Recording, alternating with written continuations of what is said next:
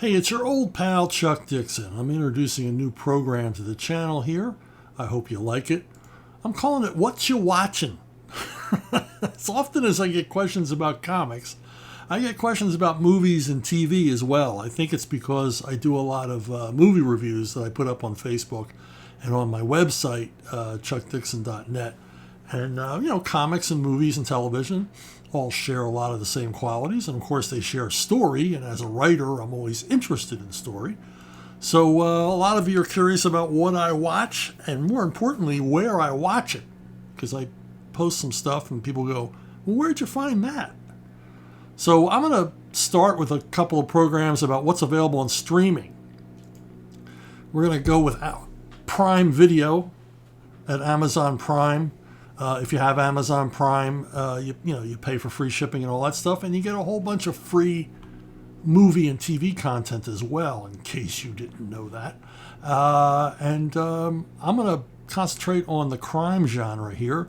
These are all currently available on Prime Video. Of course, if you're watching this video 5 years from now, I can't guarantee that. But at the moment, you can see the movies that I'm about to tell you about. First one is Thunderbolt Lightfoot. It's a Clint Eastwood movie from the 70s. And it's a very 70s movie, and I mean that in the best sense, that it's unpredictable and different and mature. And all those things we miss in movies today. It stars Clint Eastwood, of course. It's a Clint Eastwood production. And Jeff Bridges. And they're basically Clint's a professional criminal. Jeff Bridges is a footloose drifter. It's really Jeff Bridges' movie. In fact, he was nominated for an Academy Award. And from what my understanding was, Clint was kind of disappointed that he wasn't nominated too. But Clint's very good in this movie. But Jeff Bridges, it's really his show. And like I said, Bridges is a drifter who hooks up with Clint, who's a professional criminal. And he convinces Clint to revisit a former bank robbery. A failed bank robbery in that they lost the money from the original robbery that occurred years before. And Clint's been on the run all this time, mostly not from the law, but from his former bank robbery partners, played by George Kennedy and Jeffrey Lewis. George Kennedy and Jeffrey Lewis are, kind of part of Clint Eastwood's ensemble cast. He used them quite a few times in productions of his own, and they're terrific here. They're the heavies, but they're also quite funny. George Kennedy is at his bullyish best, and Jeffrey Lewis is playing his usual unctuous toady. And Clint and Jeff Bridges convinced the two former partners to basically do the same crime again. Just repeat the crime that they had committed years before and never seen the proceeds from. Like I said, Clint's terrific. It's the first film directed by Michael Cimino, who would go on to make Deer Hunter and the disastrous Heaven's Gate. It's a very 70s movie in that there's a lot of surprises. It's I don't want to spoil the ending, but it's got a very 70s ending. And the most appealing thing about it, aside from the fast pace and the humor and very clever storyline, is the chemistry between Bridges and Eastwood. And this is never more in evidence than when Jeff Bridges, ad-libbing a scene with the two of them, gets Clint Eastwood to break character. And it's very rare in Clint Eastwood movies where you get him to break character. And he breaks character entirely. And it's a terrific moment. Basically, Jeff Bridges threatens to smear rabbit feces on Clint's face. And Clint's visceral reaction to this and his comeback line are priceless. I urge you to see this one. It's a terrific movie. Great heist movie, great comedy, great buddy flick. The Taking of Pelham 1, 2, 3. For me, this is the premier crime movie of the 1970s. It's seamless, an absolutely seamless thriller with a high concept.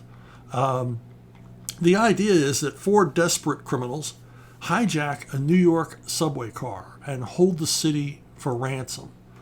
They threaten to kill the passengers, and the city has to cough up $1 million, or these people will die. And of course, the question arises: how do they plan to escape from the subway? They're in the subway, for God's sakes. How do you hijack a subway car? And that's just the beginning of the questions and the mystery in just a terrific hostage drama. Hostage dramas can be tedious. This one isn't tedious for a moment. The gang of criminals is led by Robert Shaw, who's obviously a former mercenary.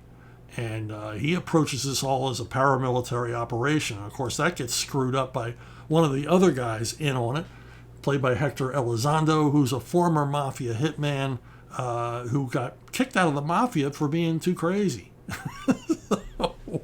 So you know things aren't going to go well for the heist gang. Complicating things further is Walter Matthau. He's the head of he's the detective with the New York City Transit Police. If you don't know anything about the Transit Police, you'll learn a lot in this movie. The Transit Police in New York City are an entirely separate police department, with their own hierarchy, their own officers, their own way of doing things from the normal NYPD. And you'll learn a whole lot about subway security and all that in the rest of this movie. It's loaded with logistical details, which could be boring, but they aren't. They add real resonance to the movie. It's truly a crime epic because we get to see mayoral politics involved, high finance, and we switch back and forth between Walter Matthau negotiating with the hijackers and what's going on the subway car. And of course, there's all kinds of drama going on in the subway car. And it's like I said, it's just simply a seamless thriller. There is not a wasted frame in this film. It even has a great single car chase. There's a race through Manhattan with a police car that's every bit as good as the chase in French Connection, for my money. And just a terrific movie. And it has one of the greatest endings ever put on film. It's just a fantastic. Alfred Hitchcock would have been thrilled with this ending if he had directed it.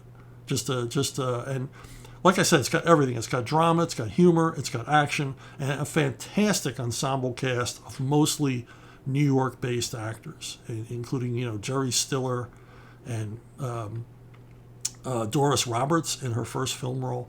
Just a terrific movie. I urge you to see it. Tiger House. This is a bit of a sleeper. It's a, you don't know who you're messing with kind of movie from South Africa. Now, I saw this movie 3 times before I stayed to the end credits to find out it was made in South Africa. So the setting is not important in this film. What is important is the high concept. Home invaders break into a house in the middle of the night, very intent on something they're after. We don't know quite what that is at the beginning, and it's a good home invasion suspense thriller, with the complication that there's someone in the house that the home invaders didn't anticipate, and that's the girlfriend of the couple who own the house's son. She sort of slipped into the house so her and her boyfriend could have a little alone time. And the guys breaking in the house don't know this. The only person in the house who knows it is the boyfriend, and he ain't talking. And she proceeds to make life miserable for the burglars. And they're a pretty heinous bunch. They're not nice guys.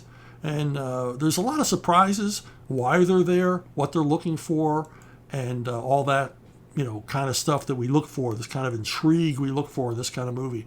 And the leader of the group is Doug Ray Scott. And if you're not familiar with Doug Ray Scott, he is fantastic at playing a heavy.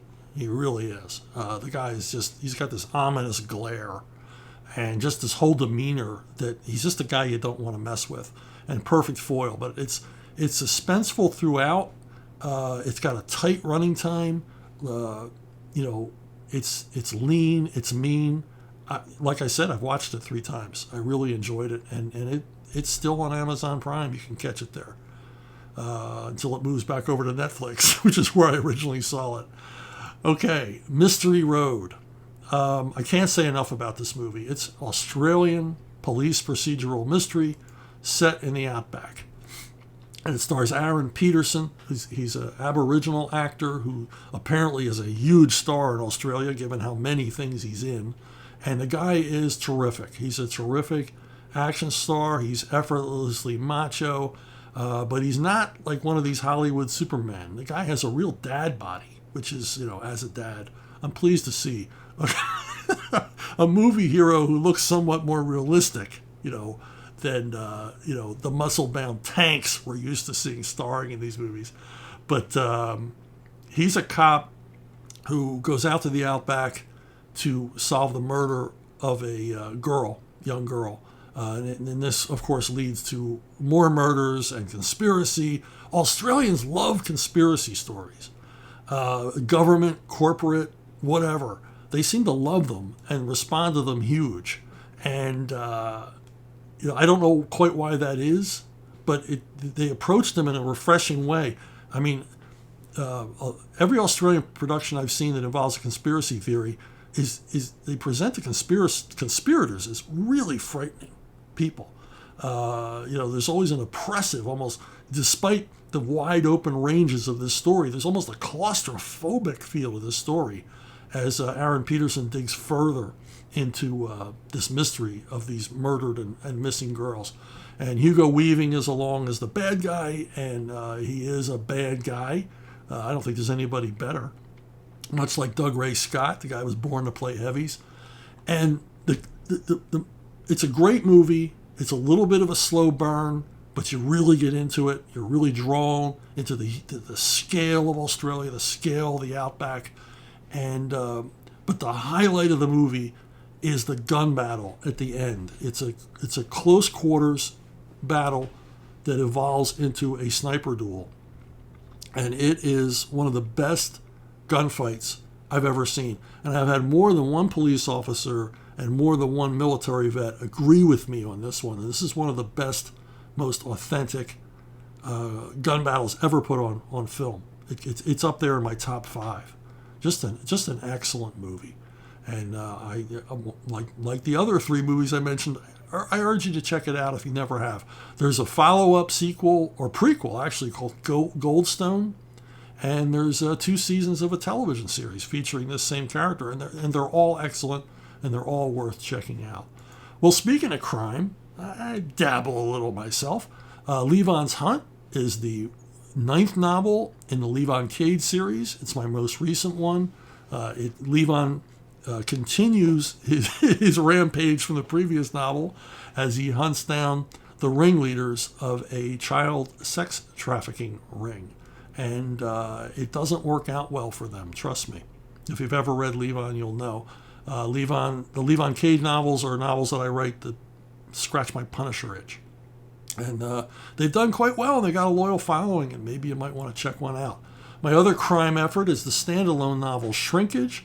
It's set in Philadelphia in the 1970s, and it involves a shoplifter who gets in way over his head with all the wrong people. So if you want to check them out, they're coincidentally both available on Amazon. If you got a movie or TV show you'd like me to talk about, like me to review, or you disagree with me about what I just said here, drop me a line at brunobookstore@gmail.com, and I will address your issues in a future video. I hope to do, one of these a week, maybe one every couple of weeks, but we'll see how it goes, see how you folks like them. And until then, I'll see you all down the road.